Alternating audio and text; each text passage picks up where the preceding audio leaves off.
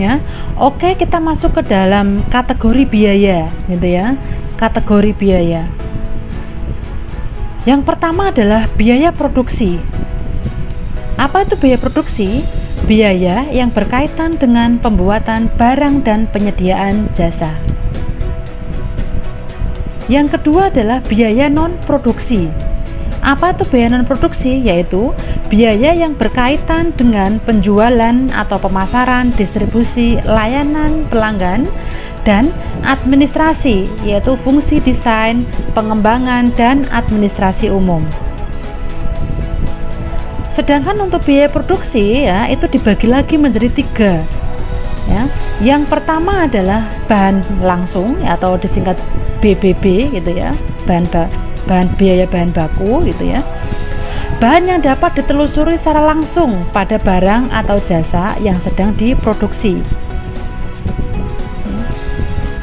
Sedangkan yang kedua itu adalah tenaga kerja langsung, bisa disingkat dengan BTKL. Sedangkan yang ketiga itu adalah biaya overhead pabrik atau disingkat dengan BOP. Ya. Jadi kategori biaya itu ada 2, biaya produksi dan non produksi. Biaya produksi sendiri dipecah menjadi 3, ada BBB, ada BTKL, dan ada BOP gitu ya. Jadi kalau ditanya ada berapa biaya produksi, ada 3. Apa aja? BBB, BTKL, dan BOP. Ya, kalau BBB adalah tuh bahan baku yang langsung digunakan untuk proses produksi, contohnya kayu, perabotan, mesin. Ya, kalau tenaga kerja langsung berarti ada koki pada restoran, kemudian dokter pada rumah sakit, ya, karyawan produksi pada pabrik misal. Nah, kemudian dosen itu untuk perguruan tinggi atau kampus misal. Sedangkan untuk overhead pabrik itu contohnya adalah semua biaya produksi selain bahan langsung dan tenaga kerja langsung. Jadi yang selain BBB dan BTKL itu masuk ke biaya overhead pabrik. Contohnya ada biaya listrik, penyusutan, sewa, dan lain-lain.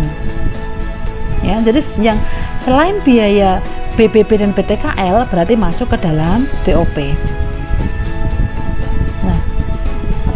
Sering kita dengar ya, mungkin di akuntansi biaya pernah mendengar istilah main cost atau biaya utama gitu ya. Kemudian ada yang namanya istilahnya adalah biaya konversi atau conversion cost gitu ya. Biaya utama itu apa Bu Tio? Biaya utama itu adalah biaya langsung dan biaya tenaga kerja langsung. Ya. Jadi biaya utama itu adalah BBB dan BTKL, biaya-biaya yang benar-benar ya, yang menjadi dasar utama untuk membuat produk. Kenapa dikatakan ini utama? Iya, ada bahan nggak ada tenaga kerja langsung, tidak akan bisa jalan. Ada tenaga kerja nggak ada bahan baku juga tidak akan jalan. Makanya untuk BBB dan BTKL itu adalah masuk ke dalam biaya utama. Jadi nanti kalau di soal, misal kalau diminta untuk menghitung biaya utama atau biaya konversi, kalian bisa menjumlahkan. Kalau biaya utama berarti jumlah antara BBB dan BTKL, sedangkan biaya konversi itu adalah penjumlahan antara BTKL ya, biaya tenaga kerja langsung ditambah dengan BOP. Ya, ini perlu diingat ini ya, karena ini kadang sering mahasiswa kebolak-balik antara main cost dan conversion cost ini. Ya. Main cost berarti BBB dan BTKL, conversion cost berarti BTKL dan BOP. Ya, cukup jelas ya di sini ya. Sedangkan biaya non produksi itu apa Bu Tio? Oh, di sana ada biaya penjualan dan biaya administrasi. Apa itu biaya penjualan? Merupakan biaya yang diperlukan untuk memasarkan, mendistribusikan, dan melayani produk atau jasa dalam upaya memasarkan produk atau jasa. Disebut juga biaya untuk mendapatkan dan memenuhi pesanan. Ya. Jadi segala bentuk biaya yang dikeluarkan untuk menjual produk, ya, itu namanya, itu masuk ke dalam biaya penjualan. atau biaya pemasaran. Sedangkan di sini ada biaya administrasi. Apa itu biaya administrasi? Biaya-biaya yang berkaitan dengan penelitian, pengembangan, dan administrasi umum. Ya. Jadi biaya-biaya selain biaya produksi dan biaya penjualan itu berarti masuk ke dalam biaya administrasi. Oke ya, paham di sini ya. Jadi ada biaya produksi dan biaya non produksi. Kalau biaya produksi dibagi menjadi 3, BPB, BTKA, dan BOP. Sedangkan non produksi berarti ada dua, yaitu biaya penjualan dan biaya administrasi dan umum. Oke, kita lanjut ke berikutnya ya, tentang harga pokok produk dan jasa. Jenis output atau keluaran harga pokok produk dan jasa. Ya, yang pertama, produk berwujud. Ya, ini adalah keluaran hasil dari proses produksi. Itu ada 2 nanti. Yang pertama adalah produk berwujud atau tangible asset, ya, adalah barang yang dihasilkan dengan mengubah bahan baku melalui penggunaan tenaga kerja dan masukan, ya, berupa input modal seperti mesin dan tanah. Sedangkan yang kedua adalah jasa, adalah tugas atau aktivitas yang dilakukan untuk pelanggan atau aktivitas yang dijalankan oleh pelanggan dengan menggunakan produk atau fasilitas organisasi yang memiliki 4 dimensi. Apa itu 4 dimensi? Yang pertama adalah tidak berwujud, yaitu intangible. Pembeli jasa tidak dapat melihat, merasakan, mendengar, atau mencicipi suatu jasa sebelum jasa tersebut dibeli. Yang kedua, tidak tahan lama, ya, atau perishability. Jasa tidak dapat disimpan untuk kegunaan masa depan oleh pelanggan karena memang jasa ini tidak berwujud. Jadi kalau tidak berwujud, ya, berarti tidak bisa dilihat, tidak bisa dirasakan, tidak bisa didengar, bahkan dicicipi sebelum jasa itu dibeli. Ya. Kemudian yang ketiga, tidak dapat dipisahkan. Produsen dan pembeli jasa biasanya harus melakukan kontak langsung saat terjadi pertukaran. Ya, sedangkan yang dimensi yang keempat adalah tidak selalu sama atau heterogeneity. Terdapat peluang variasi yang lebih besar pada penyelenggaraan jasa daripada produksi produk. Ya, jadi untuk output keluaran ini ada 2, ya, produk berwujud dan jasa.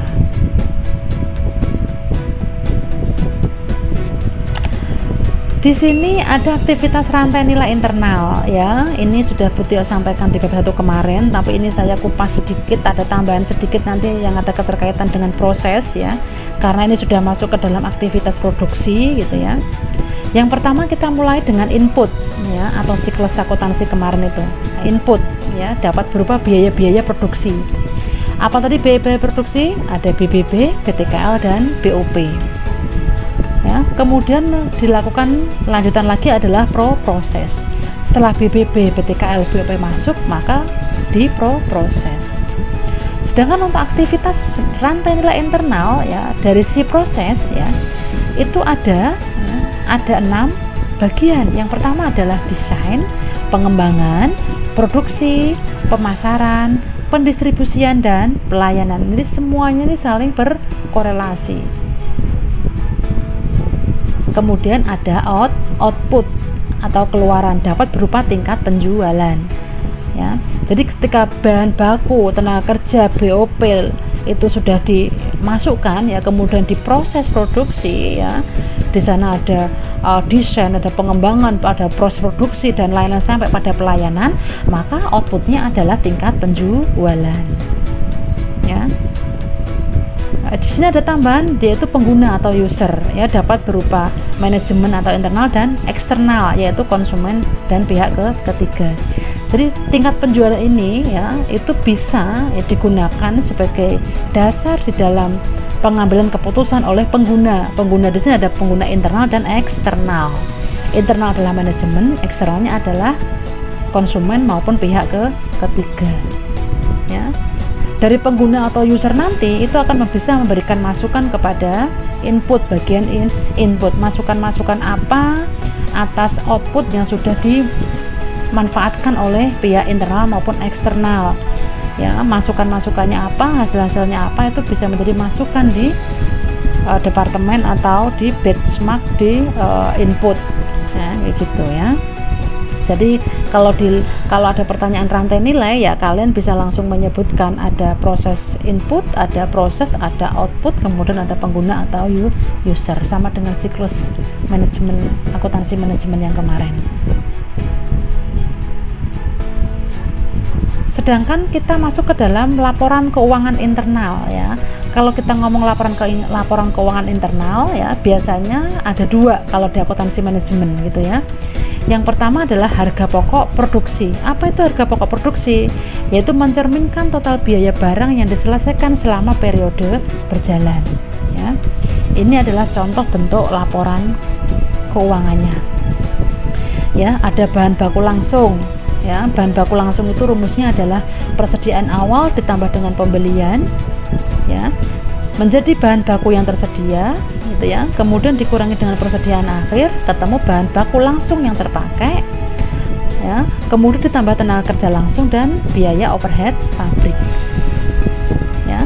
Setelah ketemu biaya produksi, maka ditambahkan dengan barang dalam proses awal dan dikurangi dengan barang dalam proses akhir ya. Jadi kalau harga pokok produksi itu ya, itu rumusnya adalah biaya bahan baku, biaya tenaga kerja langsung, biaya overhead pabrik, semuanya dijumlahkan, kemudian ditambahkan dengan persediaan barang dalam proses awal dikurangi dengan persediaan barang dalam proses akhir. Itu adalah namanya harga pokok produksi ya. Rumus ini paten ya, jadi mohon benar-benar untuk bisa dipahami dengan baik ya rumus-rumus ini. Nanti kalau ujian misal kalian lupa, kalian bisa langsung melihat materi yang dari Butio kayak gitu ya. Kemudian untuk harga pokok yang kedua adalah harga pokok penjualan, adalah biaya bahan langsung, biaya tenaga kerja langsung, dan overhead yang melekat pada unit yang terjual ya. Kalau di sini adalah setelah harga pokok produksi sudah dibuat, maka yang berikutnya adalah menentukan harga jualnya ya. Biaya-biaya ini sudah dikumpulkan, kemudian langkah berikutnya adalah menentukan harga jualnya ya. Contohnya adalah ini. Nah, di harga pokok penjualan itu rumusnya adalah persediaan awal barang jadi ditambah harga pokok produksi ya, ketemu barang yang tersedia untuk dijual, dikurangi persediaan akhir barang jadi, baru ketemu harga pokok penjualan ya. Di sini harga pokok produksi ya, itu caranya yang sudah Butio sampaikan tadi gitu ya. Jadi untuk laporan harga pokok penjualan ya, itu dasarnya adalah, salah satunya adalah ketika kita sudah membuat laporan harga pokok produksi ya. Jadi kalau kita belum membuat laporan harga pokok produksi, berarti kita belum bisa membuat yang namanya laporan harga pokok penjualan ya. Jadi harus saling urut, bertahap cara pembuatannya gitu ya, biar mudah dalam pembuatan proses laporan keuangan internal. Selain laporan keuangan internal, ada yang namanya laporan keuangan eksternal ya. Biasanya adalah laporan laba rugi. Laporan laba rugi perusahaan manufaktur lah, contohnya adalah seperti ini ya. Ada penjualan, dikurangi harga pokok penjualan ya, ketemu margin kotor. Kemudian setelah ketemu margin kotor baru dikurangi dengan biaya beban operasi ya. Beban operasi tadi berarti masuk ke dalam biaya non produksi gitu ya, karena di dalamnya ada biaya penjualan dan biaya administrasi ya, atau beban penjualan dan beban administrasi. Ketemu laba sebelum pajak ya.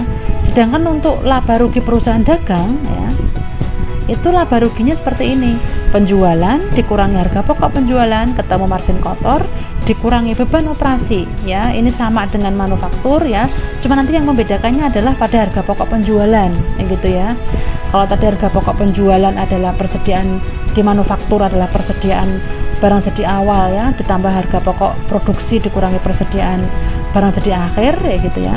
Tapi kalau di laporan laba rugi perusahaan dagang ya, harga pokok penjualan ini rumusnya adalah persediaan awal ditambah pembelian neto ya, ditambah biaya angkut pembelian gitu ya, baru dikurangi dengan persediaan akhir. Jadi rumusnya harus jelas seperti ini. Kemudian ada laba rugi perusahaan jasa ya, seperti ini. Jadi istilahnya bukan penjualan kalau jasa ya, tapi pendapatan. Ingat, kalau kalian perusahaan bekerja pada perusahaan jasa atau kalian mempunyai perusahaan jasa, istilahnya bukan penjualan ya kalau jasa, ya, tapi pendapatan. Itu pendapatan langsung dikurangi dengan beban operasi, karena kalau di jasa tidak ada proses produksi. Jadi lebih simpel lagi kalau di laba rugi perusahaan jasa. Ya. Oke, jadi ini adalah materi tahapan yang kedua tentang pembebanan objek biaya gitu ya. Kalau ada pertanyaan, masukan bisa langsung dimasukkan ke kolom komentar, baik di YouTube ini langsung maupun lewat Google Classroom gitu ya. Yang bertanya maupun yang menjawab nanti ada nilai-nilai atau poin-poin khusus di dalam nilai partisipasi, mohon untuk ditingkatkan lagi partisipasinya. Dan jika ada yang ingin disampaikan, silahkan untuk memasukkan di kolom komentar gitu ya. Akhirul kalam, wassalamualaikum warahmatullahi wabarakatuh.